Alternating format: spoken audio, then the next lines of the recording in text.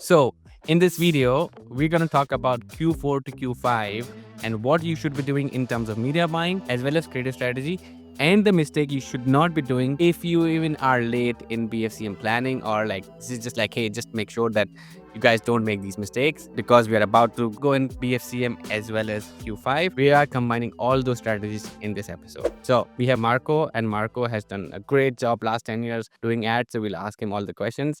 Let's get into it. Marco, for everybody to understand, let's just get into directly to media buying and talk about how you think about structuring the campaign. And so we are talking the same point and everybody understand, because BFCM requires a little bit different type of media buying than overall. Before we do that, Azar, what's Q5 for people that don't know? Good question. Q5 is basically January. It's basically new year, new me, and people who are like, you just have to keep the momentum going till the January at least, where you're running new kind of creatives that are actually getting people to buy, regardless if, I mean, mostly it will help people who are supposedly help with new year, new me, but like other brands can also catch on to it. Yeah. So I think that's right. For me, Q5 generally starts the day after Cyber Monday ends, right? So Cyber Monday this year is, I think, December 2nd. So that Tuesday, Wednesday, Thursday, Friday, up until January 10, 15 is for me like Q5. It's that run where you have those last minute shoppers. Numbers tend to look better than on Black Friday, Cyber Monday. And then that new year, new me crowd that really starts shopping in the beginning of the year absolutely prints. But yeah, to come back to your question, I think it's super important to understand what's working for us. Doesn't necessarily mean it's going to work for you. This is how we are going to structure most of our client accounts because this is what we see working. And the way that we approach this is by splitting by how much you're planning on spending. So if you're planning on spending less than 50K for the entire Black Friday, Cyber Monday period, then we recommend one campaign, CBO, one retention ad set, one acquisition ad set. That's it. We don't even bother with excluding recent purchasers. We keep those guys in there. We just want Meta to spend where it wants to spend. We leave that for 3 days. And then after 3 days, we set minimum spends and maximum spends just to make sure that Meta doesn't only do retargeting, but also does acquisition, because that can become a problem. The creatives that you use in those different ad sets we'll go through later, but that's generally how we like to structure things if you're spending less than 50K. The second tier to me is if you're spending 150K for that week, then we generally recommend 2 campaigns. Each campaign is split by funnel. So we have one acquisition funnel, one acquisition campaign, and one retention campaign. And then each of those has 3 ad sets that are different. So in the acquisition, we have one ad set that's past winners as post IDs. We have one ad set, a new ad set that is net new video ads. And then we have one ad set that's net new static ads. That's how we structure our acquisition campaign. And then for the retention campaign, we have one ad set that is organic Black Friday, Cyber Monday with post IDs. So basically what you do is you take your organic posts, take the post IDs from those, and then use those in that ad set. The second is one ad set of just pure promo-led statics. And then the other ad set, the third one, is objection handling statics with no promo in them, just objection handle. And the example that I want to highlight here is, let's say you sell thermal printers to businesses in Australia. The objection handling ads might focus on like Wi-Fi issues. It's one of the big things that people struggle with. So you would have ads in the objection handling statics that say struggling with Wi-Fi connect or struggling with connectivity as the headline and things like that. But on the promo-led statics, what we would have in there is get $167 worth of freebies, shipping labels, box cutters, label holders, scales, etc. So you split those up. Now, why are those 3 important? Or promo, why is it important to split promo versus objection handling? We did this test last year. We combined both promo and objection handling, and we found that combining them, we spent more on promo, which naturally makes more sense than on the objection handling thing. And that's because the promos tend to do a little bit better when mixed with others. But the reason why we split them is when we tested this on across other ad accounts, we found that the objection handling actually led to a increase or a lift or measurable lift in overall sales volume, because people were seeing the promo ad and then they also see the objection handling ad, right? If they just see the promo ad, you're only going after people that are ready to buy. If you also add the objection handling ad in there, you might get people that had questions, that were unsure, and that really, really helps lift the overall volume. Any questions those are so far? Okay. So acquisition is basically, if I understood, for people is prospecting audience, new cold audience, and retention is basically people who already are. So basically retargeting audience, right? So in terms of acquisition audience, I mean, we're going to talk about creatives in a while, but basically acquisition audience is still trying to find new audience with your BFCM offer. Do you put in acquisition campaign promo ads or not at all? They do mention promos, yes. So the net new video ads and the net new static ads do have promos in them. So they'll have like 50% off or whatever it is that we ultimately have, those will be included. Yes, for sure. And so how will the ads be different from new ads, video ad and static ads, from promo versus promo-led ads, between acquisition versus retention? Generally speaking, the ones on acquisition are promo plus they feature other elements. So, for example, let's use the printer again. We might include like a stronger hook. We might include like this is the ultimate gift as a hook. We might take some of our best performing videos and just slap on a 50% off banner, whatever it is. That's what we would be doing there. On the retention campaign, we don't necessarily like to use or repeat old creatives. We just create net new either objection handling and promo led static. So that's the main difference. Okay. And how do you decide to, like, what date to what date do you actually spend more than 50K, 150K? Can you tell us like budget, pacing, and timing? Yes, love that question. So Thursdays is always shit, which is Thanksgiving.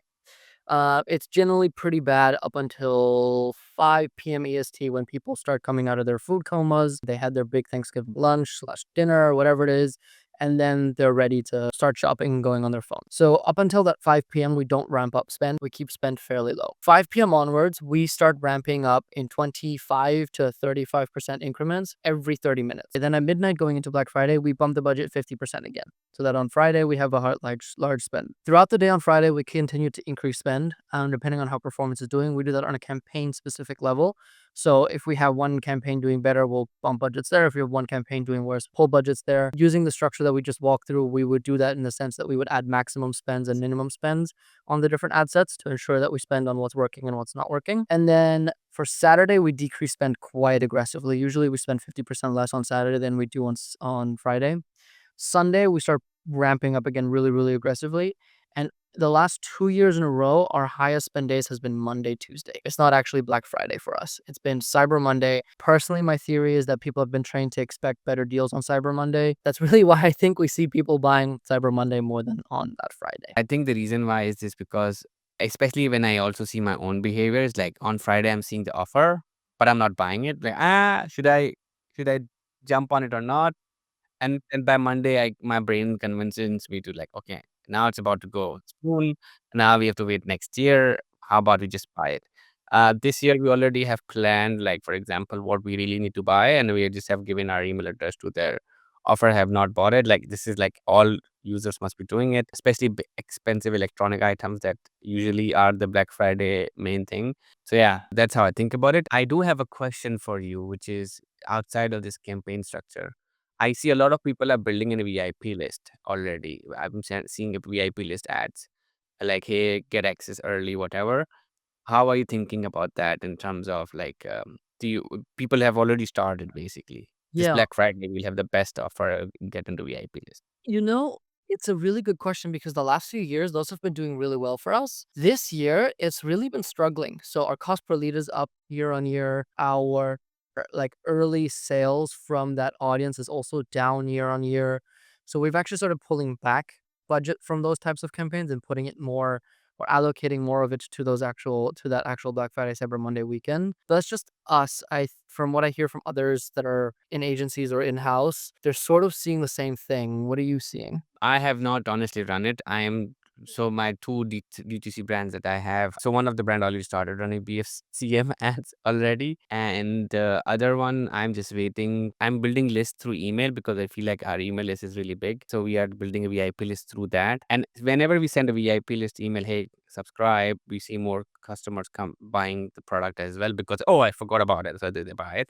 I've not done CBO campaigns. This is new to me. I This year what I will do is I will have an acquisition campaign and I will have a cost cap or bid cap to it, and we'll have standard ads, testing ads that are one there, and then I will have another campaign BFCM and I will have a set budget to it, and I will just run that on highest volume and see if that works. And for retargeting, I will go a little heavy. Usually our budget is 5%. I will start with 25%, something like that. And that's my plan at the moment. See how many people buy it. We do know that like everybody will jump on it, and we already see dip in sales. So like people are waiting for it. And we are also gifting products. So that is another thing. Now, October 29th, up until that Black Friday Cyber Monday period, every year without fail, that period has really slowed down for us. And we see people waiting for deals. So like if your numbers look not so great right now, I wouldn't panic. It's the same thing happens year on year on year. It's not like, oh, Meta's making changes. No, it's just people aren't buying at this time of year. Got it. Yeah. So that's the plan. So 16 November onward, we'll start running buy two, get one offer with Evergreen for both products. Then after 2nd December, we'll move to gifting angle. So friend to friend for your mom, for your grandmom, because it's a child product. So grandma like loves it. After 24th, we'll run New Year, New Me offer because nobody's gonna like have a Christmas offer. So like it doesn't make sense. So we'll run New Year, New Me offers. And that's a plan, very simple. But like they will be in prospecting and also some of them will be retargeting. And that's the simple plan we are going after. What we are going to test is this year is something new, which is outside of media buying is we have roughly, I think 20% of the audience have not bought since last year, and we Mm. have their email address and mailing address. So we are sending them direct mail, and we'll give you posted how the direct mail goes because they're not opening emails anyway. So that is one thing extra we are doing. A lot of people will be asking, thinking about like how can you really scale in BFCM time and Q4 Q5 time. Give us some frameworks that you think when you're thinking about scaling. Like how do you like some people outrageously outperform because of their media buying on BFCM. Tell us like what are top 2 3 things that we have to talk about. One is budgeting. So let's say you spend normally $100 per day. That's your average budget for 300 days out of the year, right? For the Black Friday, Cyber Monday period, if you're spending $100 per day, set your daily budget at $1,000 per day. Yes, it will spend a little bit. And yes, your numbers will look pretty piss poor at the beginning. But as the day goes on, your numbers will normalize usually and things look a lot more healthy. Now, why is that important? It's you have to be competitive. Everybody else is launching millions of dollars get spent on those periods of days. Tens of millions, hundreds of millions of dollars get spent on that like 5-day period, right? And so it's super important that your ads are competitive. So you're budgeting basically 100x it, right? That's super important. Start aggressive. The second thing is, and I think this is something that we were just talking about, is consolidation, right? The structures that I walked through are heavily consolidated. The under 50K in spend, your one campaign, 2 ad sets, you can't really consolidate much further down than that. If you're spending more than 100, if you're spending under 150K, 2 campaigns, 3 ad sets. Again, pretty heavily consolidated. Don't think you can consolidate too much more. You probably could, but then you're sort of taking away a little bit of the firepower of Meta. So consolidation is super important. And then the last thing that I think a lot of people get wrong is that they overthink what it is that they actually have to do. Black Friday, Cyber Monday in itself is actually super simple. A lot of people save up money like we were talking about at the beginning of this episode, right? You're already putting your emails in because you know you're buying a new TV or whatever it is, right? So you're waiting for that deal to come through. People are doing that same behavior. So don't come up with some convoluted offer. Oftentimes, what I see people do is like 30% off for this day, 40% off for this day, 50% off for this day. Is keep it simple. People just want one offer, easy to digest. Don't make them think, don't make them do math. Just make it easy and then they purchase. I think, especially the last few years, a lot of the narrative has been, oh, the simple percentage off doesn't work as well. You have to like try different things. I think that's kind of not true. The simplest offers usually are the ones that win. So the simpler you make your offer, the higher likelihood you're going to have people convert. So those are like 3 things for me that I think are important outside of the creatives. Good structure, setting your budgets aggressively, not pulling budgets too early, and then keeping your offer super simple because the offer really is going to be doing the heavy lifting here. Okay, last question. The retention campaign, which is Yeah. retargeting campaign. You will obviously put the retention audience in there who have already bought from you, whatever. Because you're going to run CBO campaign, obviously retention spend more than sometime acquisition. How are you working on that? Set a maximum spend percentage. So for example, if we're spending $100 per day in Meta, you can now in CBO set either a dollar amount of how much you want to spend of that 100 on retention, or you can set a percentage. So set a maximum spend of 15, 20, 25, 35, 65%, whatever it ends up being. And what about, let's go to the creative. Do you want to dig into creative and give people some ideas? Do you want to guess what the best performing ads for us were last year? Well, I don't know about you, but I can tell you one of my clients that spends roughly 5 million a month. Their best performing starts with like evergreen ad that has already discount in it. So on acquisition, that's right. That's why when we talked about structure earlier, right, the video ads that we were talking about, those are basically the evergreen ads with a promo banner slapped on top. Worked perfectly. What about on the retention level? Because this is where I think people trip up a lot. At retention, Or retargeting, whatever you want to call it. I felt like so for them it was just a standard static ad. Yes. Okay. So for us, looking at all of the different clients' accounts that we were on last year and doing the analysis last year and then this year again as we prepare, the single best ad that performed for us didn't even show the product. It just said Black Friday, percent off. That's it. And I think a lot of people stay away from that because then they think, oh, but then people don't know what my product is, or how am I going to stand out? What's like, I'm not capturing people's attention. All of those things are true. But I think those ads tend to go after the people that have been in your funnel already, right? All of the work that you've been doing, because Black Friday isn't just that week. Black Friday is everything that you're doing throughout the year until you get to that weekend. For us, that was one of the strongest performers last year. And I know that like the brand marketers will have a fit because you're not showing the product or it's not on brand or whatever it is. Don't be shy about putting that into your ad account because that shit crushes. Yeah. Let me show you some ads that took my attention last year. Show me. And they did not have the product at all. It was just because they knew that their audience is already there. People are already aware of them. They did very creatively, and it was the best ad that I've seen after a very long time. Is it big? It's so big. Get 60% off our biggest discount of the year. Download Freeletics, Europe's #1 fitness app, this Black Friday. So this was amazing, simple, and they just wanted to capture attention. So like just using this creatively was amazing. And this was another one. Oh my god, it hurts so much! It's Black Friday. Get 60% off Europe's #1 fitness app, Freeletics. Like they didn't try to show the product. And there are other I'll share the swipe file in the show notes as well. I saved it for last year that kind of were interesting, and I made it BFCM awards. But that was just one of them that I really found it interesting. I like that one. That one's really, I like that's really strong. And the fundamentals, it does the fundamentals super well, right? Like we just talked about, show the promo, attention grabbing, very strong hook, very, very well done. I wonder if they did well. Let me share my screen real quick. Let's just have a look at some of these, right? So you can see here this Populush ad, already running, by the way, right now, already running in September. Crazy. Buy one, get one free. Doesn't feature the product, nothing. Just the logo, buy one, get one free. Super simple. Same thing with this like OmniSend ad, right? Again, running since October 2nd. So this month already running. We made it boring, the good kind, 50% off. That's it. Nothing else. So these like super simple ads that feature buy one, get one free again, Populush. Doesn't even say, doesn't show the product. Super simple ads that we have seen do really, really well. If we look at this one was actually one of my favorites. Notes app is one of the ones that marketers always have a hard on for, but it's a creative use of it. We messed up again, so strong attention grabbing, interesting use of the headline, right? Making it from 2025. And then our better than Black Friday sale is selling out faster than we planned. Like this is an ad that I would personally stay away from, even though it looks really, really interesting. I don't know if it's doing really well for them. Notes ads generally haven't worked really hot for us. I think if you're gonna run something, this is an interesting way of doing it because we messed up again in a familiar format. It has the highlighted discount. So it's an interesting way of doing it. I wanted to pull this one out because I think it's one of the more creative ones that people haven't really run yet so far.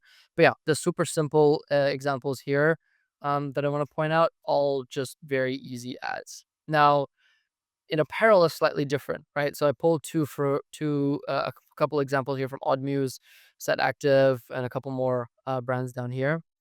You can see they are again 30% off, super simple. Product picture in the background, Black Friday, Cyber Monday, and then site wide. Same thing here, up to 40% off. This Black Friday, Cyber Monday, super simple ads. Again, the percentage off, featuring a little bit of a lifestyle picture. You don't have to overthink it. There's so many simple ways. These ads are probably some of the best performers in the ad account. They have historically been for us, for clients that we've run them, similar ones. Another one that I kind of like is this Prepare Your Cart ad from Drowsy Sleep Co. I thought this was really interesting because I don't know how familiar you are with Stephen Bartlett and the Diary of a CEO, but he recently did a podcast with Colin Samir. Bit of a tangent here, but bear with me. He recently did a podcast with Colin and Samir in New York at one of their events. And there's a very interesting snippet from that where he talks about one of the big things that helped them was there are certain phrases that every YouTuber repeats that we as humans have become immune to, that we know to skip. For example, it's subscribe, like, and subscribe. Right? That's the phrase that almost every YouTuber uses. If you've ever paid attention to how the Diary of CEO approaches that. And he was the first one, and I believe he was the first one to do this a year, 18 months ago, was he would say something like, it's come to my attention, and then he would show the graph on the screen that only 20% of you are subscribed.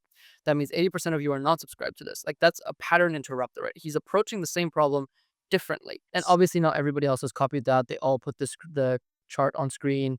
Everybody's tried different versions of it, but he's constantly changing it. And the point that I'm trying to make here is everybody is going to write Black Friday, Cyber Monday sale.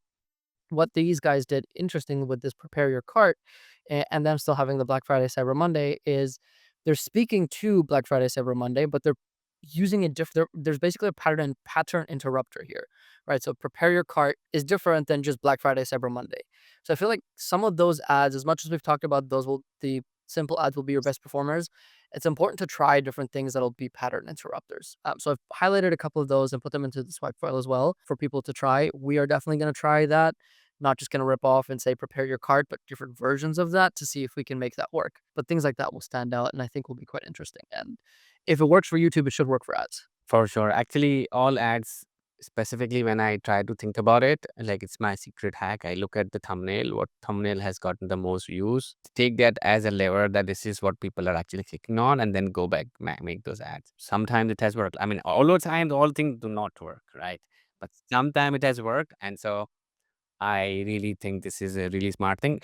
About that, you're talking about the 24 subscribers. Probably many people are watching now this episode as well, and they are not subscribed. So probably 24% of you are subscribed, rest of them are not. How about you subscribe it so we can do more episodes like this and give you real jam without all the fluff. Okay, last thing, New Year, New Me, Q5. To be honest with you, I'm quite lazy. I just let the ads that we're running for Black Friday, Cyber Monday run into December. We're very fortunate Okay. that clients let us do that, but it works. So my plan for New Year, New Me is that because the chai brand is most brands are health brands that I run for D2C. So I'm gonna use the angle of like New Year, New Me, but also like this is the year to take care of your health and like make health as a priority. I have like 4 brands that are in health. And so every year CPMs are down. So in January, when I see CPMs are down, if you have to take advantage of it, whatever you're spending on Black Friday, you can actually double that because the CPMs are low. So like you can actually make a really nice start of Q1 and Q5 by just like doubling the budget and also making sure that the angles that you're taking are really important. Everybody will be running New Year, New Me offer, and most of them are going to rip off the copy. So what Marco said, like, how can you come up with your own unique product and angle would be the standout thing. So not just learn from your ads and messaging and try to use that. How can you make an angle with New Year offer? And that would actually work. So that's like my Q5 plan. But the offer will remain the same. It will be buy 2 get 1 free. And so the offer will not change. It's just like, this is what we're offering. So that's on Q5. Anything else, missing mistakes that we were supposed to talk about? I mean, one mistake that Marin also talks about, and I also made sure this year I don't do it, is basically have an inventory. Because if people will order on 16th, everybody will, like, the whole supply chain system will get effed up. You have to make sure that you are pre-ordering and pre-sending it. Like, so like you lead time, and probably like you can also tell in your email as well, like it, at least for people who are buying before Christmas, like it will arrive around this time. So that will actually help. I've never worked with Hollow Socks, and I'm not 100% sure that this is, from what I've read from the tweets, one of the things that they do, and they crushed last year's Black Friday, Cyber Monday, again, based on the tweets and what I've heard on podcasts. Coming back to the offer, all they've done in the past is reskin the offer that they've been running the year round. So let's say if you're running 25% off in January, they run 25% off during Black Friday, Cyber Monday. They just change the name of the sale. So if you're unsure of what to do, fall back to a basic and just take your evergreen offer and reskin it. I think that's something that people like panic and then they go like, oh no, we have to do a custom Black Friday, Cyber Monday offer, free gift here upon a certain purchase volume or a certain AOV. Just keep it simple. I think that's one of the biggest mistakes that people make, because you can have the best media buying strategy in the world. You can have the best creatives in the world, but if your offer is shit, no one's going to fucking buy. Perfect. Okay. That's all from our side.